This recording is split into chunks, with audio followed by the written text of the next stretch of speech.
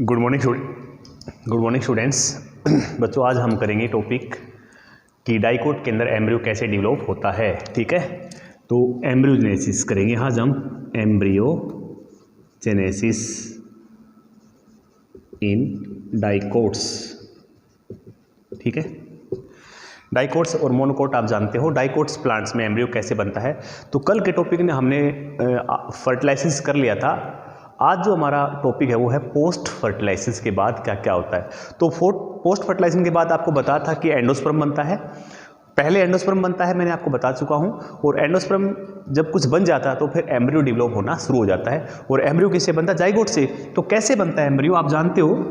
Zygote तो एक single cell है, दिस इज जाइगोट, जो कि एक सिंगल सेल है जाइगोट, जो कि फर्टिलाइजेशन के बाद बना है। अब इस जाइगोट से एम्ब्रियो कैसे बनता है तो अलग अलग स्टेज आपको बताएंगे और आपको सारा समझ में आ जाएगा। तो जाइगोट के अंदर, जाइगोट से पहले माइटोटिक डिवीजन होता है जाइगोट में, माइटोटिक डिवीजन होता है जाइगोट के अंदर। और यहां से दो सेल बनती हैं, दिस टू सेल्स, क्लियर, दो सेल बनती हैं बच्चों। ठीक है, इसको हम बोलते हैं टर्मिनल सेल और इसको हम क्या बोलते हैं? Basal cell, basal cell. Okay, ऐसे बोलते हैं। ठीक है ना। आपको अब ये एम्ब्रियो कहां पर बन रहा है? ओव्यूल के अंदर। किसके अंदर बन रहा है? ओव्यूल के अंदर। ठीक है, तो जो ये जो बेसल सेल है ओव्यूल के अंदर, मैंने आपको बताया था कि दो पार्ट होते हैं, एक तो चेलाजा पार्ट और एक होता है माइक्रोपाइल पार्ट। ठीक है, तो जो ये जो बेसल सेल है ये किस तरफ होती है? माइक्रोपाइल की साइड में होती है। यानी ये किस साइड में होती है? माइक्रोपाइल की साइड्स में, माइक्रोपाइल। और ये सेल किस साइड में होती है? चेलाजा साइड में। तो ओव्यूल के अंदर मैंने दो पार्ट बता चुका हूं मैं आपको। तो उसके अंदर उसके बाद फिर क्या होता है देखिए ध्यान से। अब इन सेल में दोबारा से डिवीजन होगा। जो बेसल सेल है इसके अंदर तो डिवीजन होगा कैसे? Transverse division. तो बेसल सेल में तो कैसे डिवीजन होगा? ट्रांसवर्स। और जो टर्मिनल सेल है इसके अंदर कैसे होगा? वर्टिकल। तो ये ट्रांसवर्स का मतलब इसमें नीचे वाली में तो ऐसे होगा, ऐसे, इस तरह से ट्रांसवर्स। और ऊपर वाली जो सेल है इसमें कैसे होगा? वर्टिकल, यानी कि ऐसे बीच में, यानी कि दो सेल ऐसे बन जाएंगी, एक सेल तो ये बन गई और एक सेल ये बन गई, वर्टिकल। ठीक है, ऊपर। क्लियर। ओके, ये जो ट्रांसवर्स डिवीजन है ये आगे फर्दर प्रोसीड करेगा। तो इसमें अब इसमें ये 2 सेल स्टेज का एम्ब्रियो बन रहा है। उसके बाद इससे 4 सेल बनेंगे ऐसे। तो 4 सेल का बनेगा। तो ये जो है ये तो ट्रांसवर्स ही रहेगा लगातार। यहाँ पर 6 से 10 सेल बनती है, लगभग 6 से 10 सेल यहाँ पर बनती है। और यहाँ पर जो है सेल कितनी बन जाएंगी? यहाँ पर सेल बन जाएंगी 4 सेल। तो यानी कि ये 4 जो है ये 4 सेल स्टेज का एम्ब्रियो आपके सामने बन गया है। क्लियर। ठीक है, ये जो एक इस तरह का जो स्ट्रक्चर है यहाँ तक, इसको बोलते हैं सस्पेंसर। क्या बोलते हैं इसको? सस्पेंसर। और जो लास्ट सेल होती है ये सेल थोड़ी बड़े साइज की होती है, इसको क्या बोलते हैं? Haustorium cell. ये किस साइड में बन रहा है? चलाजल साइड में, जहां पर क्या प्रेजेंट, ये जो है ये किस साइड में बन रहा है? माइक्रोपाइल साइड्स में।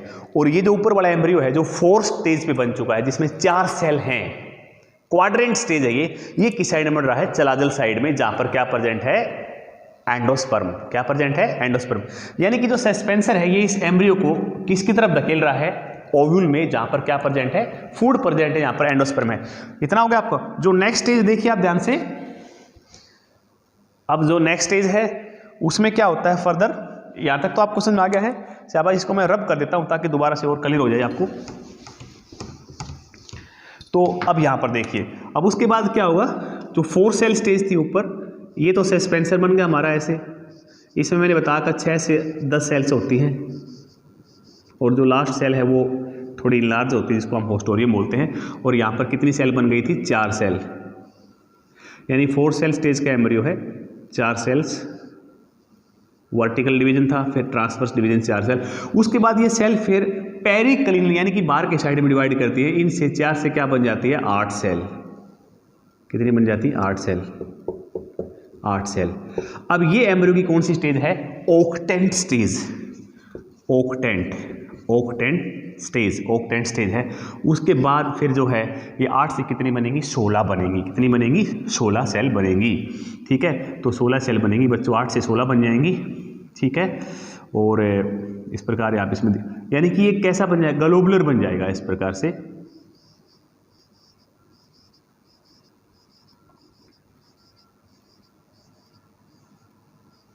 ठीक है, तो यहां पर ये ग्लोबुलर बन जाएगा।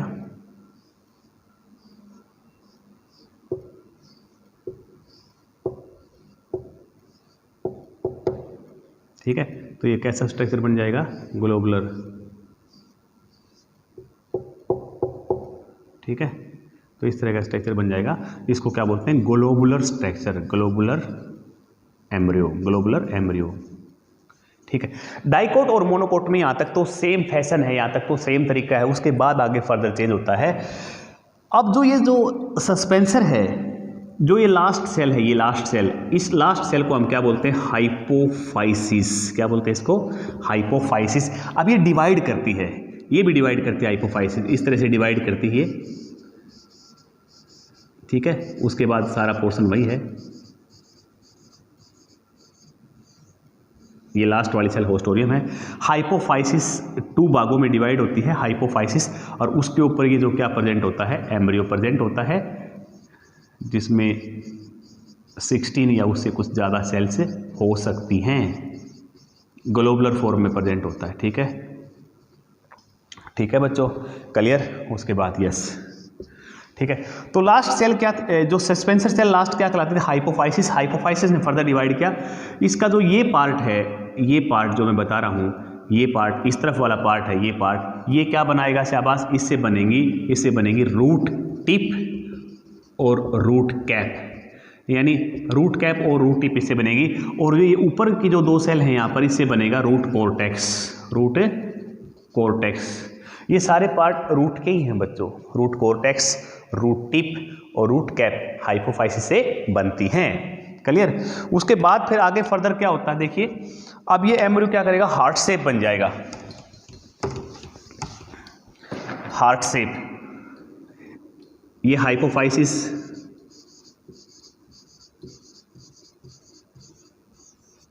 ठीक है, अब ये क्या बन जाएगा, हार्ट शेप बन जाएगा। क्योंकि डाइकोट एम्ब्रियो में क्या होता है, डाइकोट एम्ब्रियो में क्या होता है कि यहां पर, अब ये जो एम्ब्रियो आपको बताया था उसमें क्या होगा, जो एंड होते हैं यहीं से ग्रोथ होगी आगे, और इधर जो सेंटर पॉइंट है यहां से ग्रोथ होनी क्या हो जाएगी, बंद हो जाएगी। ठीक है, ये हार्ट शेप एम्ब्रियो बन गया बच्चों, हार्ट शेप एम्ब्रियो। ठीक है, यहां तक तो आपको समझ आ गया होगा हार्ट शेप एम्ब्रियो के। आगे फर्दर इसमें क्या रहेगा, ये जो 2 पार्ट हैं जो डिवाइड होकर आगे बन रहे हैं, इनसे क्या बनेंगे, कोटिलेडोन बनेंगे। क्या बनेंगे इनसे, कोटिलेडोन। इनसे क्या बनेंगे, कोटिलेडोन बनेंगे इनसे। ठीक है, तो कोटिलेडोन जो है, इनसे कोटिलेडोन बनेंगे ऐसे। ठीक है, इनसे कोटिलेडोन बनेंगे। आगे वही है इस प्रकार से। ठीक है, यहाँ पर सेल है, क्लियर पार्ट, ये आपको बता था, इस पोर्शन से यहाँ से रूट का पार्ट बनता है। अब जो ये पार्ट है एम्ब्रियो का 2 भागों में इसको हम डिवाइड कर देंगे, समझे। एक पार्ट इस तरफ वाला पार्ट तो क्या कहलाएगा, हाइपोबेसल, हाइपोबेसल पार्ट, और ऊपर वाला क्या कहलाएगा, एपीबेसल पार्ट। ठीक है, एपीबेसल। एपीबेसल का ये जो पार्ट है इसको हम क्या बोलते हैं, पल्यूमूल, पल्यूमूल। ठीक है, हाइपोबेसल से किसका ओरिजिन होता है, रेडिकल का, और रेडिकल से क्या बनते हैं, रूट, पल्यूमूल। और पल्यूमूल से क्या बनता है बच्चों, सूट, यानी जो सूट बाहर आती है सीड से वो पल्यूमूल होता है। उसके बाद फर्दर डेवलपमेंट होगी तो ये कोटिलेडोन क्या हो जाएंगे, ज़्यादा डेवलप हो जाएंगे। कोटिलेडोन क्यों बनाता है एम्ब्रियो, क्योंकि जब एम्ब्रियो डेवलप हो रहा होता है तो फूड कहाँ से लेता है, एंडोस्पर्म से लेता है। आप जानते हो जब एम्ब्रियो डेवलप हो रहा होता है तो फूड कहाँ से लेता है, एंडोस्पर्म से ना। लेकिन अब जैसे जैसे डेवलप हो रहा है तो एंडोस्पर्म तो कंज्यूम होता जाएगा ना, तो फिर उसको फूड की आगे भी जरूरत पड़ेगी, तो वो अपने खुद के 2 पार्ट बना लेता है जिसमें फूड स्टोर हो जाता है, जिनको हम क्या बोलते हैं, कोटिलेडोन। तो कोटिलेडोन के अंदर फूड स्टोर कर लेता है ताकि फ्यूचर में उस फूड के ऊपर वो क्या रखे, सर्वाइव करता रहे, क्योंकि एंडोस्पर्म तो क्या हो जाएगा, कंज्यूम हो जाएगा जब उसने डेवलप किया है तो। ठीक है, तो यहाँ से आगे तो डाइकोट का पैटर्न है, उससे पहले तो मोनोकोट डाइकोट में सेम पैटर्न होते हैं। अब इसको जो लास्ट इसका जो है लास्ट आपकी जो किताब में लिखा गया है वो आपका बना देते हैं लास्ट। वेरी वेरी सिंपल, ये कोटिलिडोन जो है डेवलप हो जाएंगे। ये तो आपको बता था कि हाइपोफाइसिस वाला पार्ट है, ये ओस्टोरियल सेल है, ये आगे पंप इसको पुश करती है। आपको बता दें कि जो सस्पेंसर सेल है ये किस साइड में होती है, माइक्रोपाइल साइड्स में, और जो एम्ब्रियो डेवलप हो रहा है इसके ऊपर वो किस साइड में है शाबाश, वो है एंडोस्पर्म साइड में, ताकि उसको फूड मिलता रहे। ठीक है, तो इसमें थोड़ा ऐसे करके दिखा देते हैं।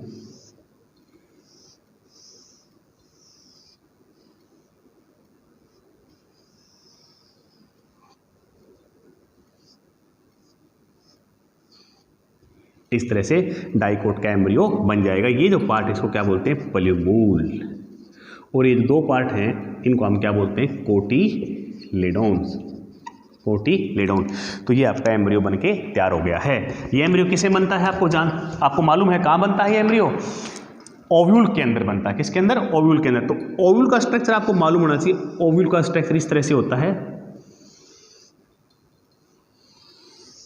समझे, ओव्यूल इस तरह से होता है, आपको मालूम है।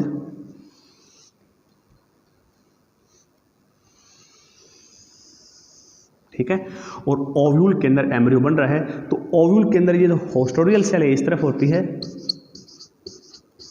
और जो आपका एम्ब्रियो है ये इस तरफ बन रहा है, बताया था आपको मैंने। ठीक है, और ये जो है ये कोटिलिडोन है दोनों।